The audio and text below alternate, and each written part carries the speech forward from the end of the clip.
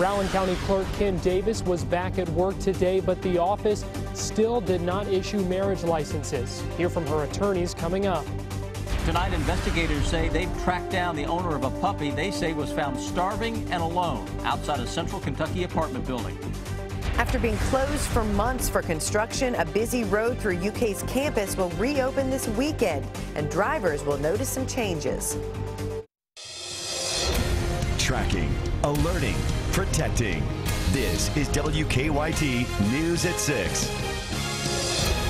Good evening. She's back in the office, but still not following a judge's order. Attorneys for Rowan County Clerk Kim Davis say she is not in contempt of court by not issuing marriage licenses. And protests continue today outside the Rowan County Courthouse. Davis's attorneys say they will fight to convince the judge to stay the injunction that requires her to issue marriage licenses. Our WWII has the latest in this legal battle in our top story at 6. After making headlines the day before, it was quieter at the Rowan County Courthouse on Friday. Still, protesters with signs lined the street outside the clerk's office yet again. We're not out here to be vindictive. We're not out here to prove that she's a horrible human being. We're here to ask that she comply with the law and do her duties as a Rowan County clerk. Kim Davis was back in her office after being out yesterday, but she didn't want to talk. Her attorneys faced a deadline of the end of the day to file a response after asking a judge to stay the injunction requiring Davis to issue licenses. No person should be forced by the government to violate their sincerely held religious beliefs. That's what Kim Davis is being asked to do by the current order that's been entered against her. We talked to attorney Roger Gannum via Skype from his office in Florida prior to that deadline. He told us Davis is not disregarding the judge's order. She just wants to make sure her appeal is decided. We're not asking the judge to reverse himself or to disagree with his own opinion. We're simply asking him to recognize the seriousness of the issues involved here. Serious issues, Gannum says, because for Davis, it's an all-or-nothing proposition. In Rowan County, Garrett Weimer, WKYT. Davis's attorneys say that if the request for a stay is denied, they will take the request on an emergency basis to the 6th Circuit Court of Appeals.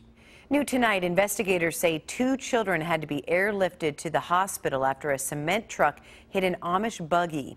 It happened this afternoon on Highway 910 in Casey County. According to the Casey County News, police say the horse pulling the buggy somehow became spooked, crossed the center line, and into the path of the truck. Police say 2 children in the buggy were airlifted to UK Hospital.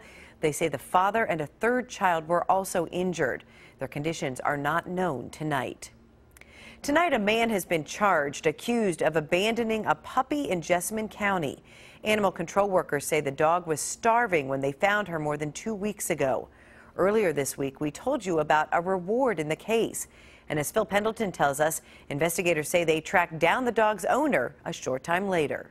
He's scared of other dogs and even cats right now. 2.5 weeks later, this puppy has made quite the improvement. When she initially came into our office, she weighed 11.6 pounds, and this morning she weighed 23.9 pounds. Doubling her weight for when she was only skin and bones and severely malnourished. Animal control officers said they now know who's responsible, and they say his name is Eugene Gino Floyd of Longview Drive in Nicholasville. Didn't really tell us that he physically withheld food. His statement was that he worked long hours and didn't have enough time for the animal. Eugene Gino Floyd has not been arrested. He's only been cited with a misdemeanor. He could face, if found guilty of this, a $500 fine and up to a year in a county jail. I can't myself imagine ever doing that. I mean, my dogs at my house are treated like part of the family. They're not going to miss a meal. It's not known if a district judge will issue an arrest warrant or if Floyd will be ordered to appear in court. And he did confess that the animal was owned by him and that he was responsible for the animal's condition. Now the dog will stay at the shelter until the case against Floyd is resolved. She's doing great. She's starting to act like a puppy now. When she first came in, she couldn't hardly stand. She's starting to play and romp a little bit. Attempts to contact Floyd to get his side of the story were not successful. In Jessamine County, Phil Pendleton, WKYT. Shelter leaders say they've received many requests to adopt the dog, but she's not available for adoption yet. They are considering a contest to name her.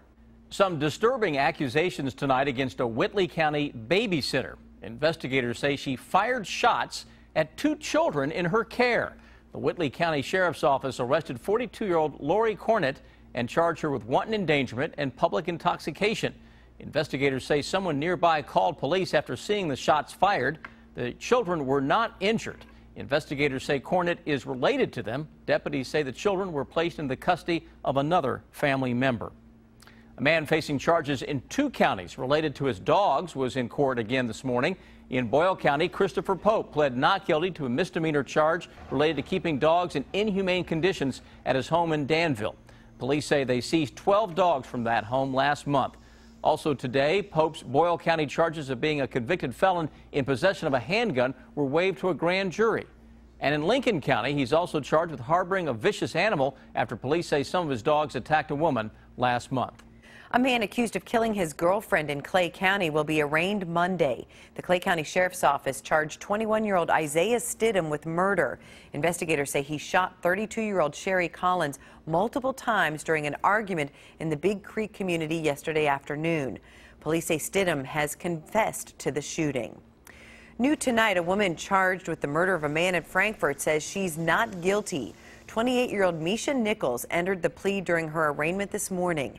Last Friday, Frankfort police say she stabbed Thomas Ellison to death at his home on Deepwood Drive. Police also charged Nichols' ex-boyfriend Cameron Wright with evidence tampering in connection to the case. Police have not yet said what they believe led to the murder. It's been another sunny day for most of us, but tonight a few storms have popped up in southern Kentucky. Let's check in now with meteorologist Jim Caldwell. He's going to show us what he's tracking right now. Jim? And most of us, Sam, have been dry throughout the day today. A lot of sunshine, warm temperatures, and they're thinking, what rain? It was mainly confined to just a few counties to our south and east. Out there right now in Lexington, as you're going to find with our live sky cam, things are nice and quiet throughout the entire area. You can see the cloud cover. That's really about it. We go to Defender and we throw the temperatures on there as well, and you're going to find upper 70s, low 80s, and a few showers and thunder showers. One in particular now working its way through parts of Leslie County and also into Harlan County, and the rest, well, they're gone at this point. A lot of that activity finally starting to calm down, either that or die out. As we head into the day tomorrow, we'll look a lot like this, exactly how it looks right now, with a little more warmth and a few more showers and perhaps a thunderstorm or two also sweeping into the area. You can see how everything's been tracking in here except for the rain from our northwest, the general flow of the cloud cover.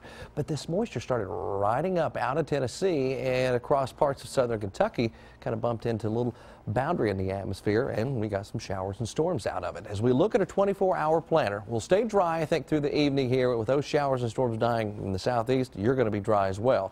Then we'll reintroduce chances once we cross over into the afternoon and evening tomorrow. I'll take a closer look at those chances coming up for you in just a few minutes. New tonight, a Frankfort intersection has reopened after a couple days after a sinkhole forced it to close. Franklin County Emergency Management says the intersection at 4th and Shelby reopened to traffic this afternoon. The repairs are temporary, but emergency management says permanent surface repairs will begin next week. The sinkhole opened up Wednesday afternoon not far from Frankfort High School. Crews say that water and sewer lines nearby made it harder for them to make those repairs. This will come as a relief to many drivers this weekend. Alumni Drive will finally reopen to traffic through the University of Kentucky campus. Construction crews shut down the stretch of Alumni between Nicholasville Road and Tates Creek Road back in May. Crews installed a roundabout that UK leaders say will improve the flow of traffic. Mike Linden has the update. Construction on one of the busiest intersections of the UK campus is finally nearing completion. The project is going to be worth it. It looks amazing, and it will reopen this Sunday, August 16th. Monday says the roundabout project cost the state $5 million and will finish 1 day ahead of schedule. While UK officials say the roundabout will work to improve traffic flow, I spoke to several UK students who say they're still worried about drivers following the rules of the road. Not having stop signs, really, I'm terrified. I'm not sure I want to walk across it. Instead of stop signs, the single-lane roundabout features yield signs to encourage drivers to slow down. Smith says she doubts some drivers will follow that rule. With this, I'm hoping it works out great, but since people didn't stop for stop signs, I'm kind of scared they're not going to stop since all they have to do is yield. With nearby Commonwealth Stadium still under construction, UK officials say the timing of the completion of the Tates Creek Alumni Drive area should give drivers enough time to get used to the changes. The ability to have this project being completed on time as well as on budget is real critical for us, and we're excited about that. In Lexington, Mike Linden, WKYT. UK leaders tell us this project is one of 18 still under development around campus. New tonight, a Central Kentucky school is paying tribute to a mother and her teenage daughter who were murdered last year. Bardstown Elementary School is building a new playground in honor of Kathy and Samantha Netherland. It's expected to be installed over the next few weeks. Kathy Netherland was a special education teacher at the school. Police have not made any arrests for the murders.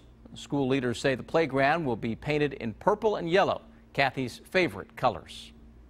Keep up with the latest news on WKYT.com. Join the conversation on Twitter and become a part of the WKYT Facebook family. Tomorrow marks 70 years since the end of World War II, and today some folks in the Bluegrass remember those who died during that war. On August 15, 1945, Japan surrendered to the U.S., ending the war. This morning, a wreath was placed at the Lexington National Cemetery to honor all Kentucky military members who died during the war. Organizers say the Keep the Spirit of 45 Alive initiative helps pay tribute to those who gave their all. We cannot forget them, as well as we should not forget any World War II veteran, those that have died during battle and those that are still here today. We don't want to forget them.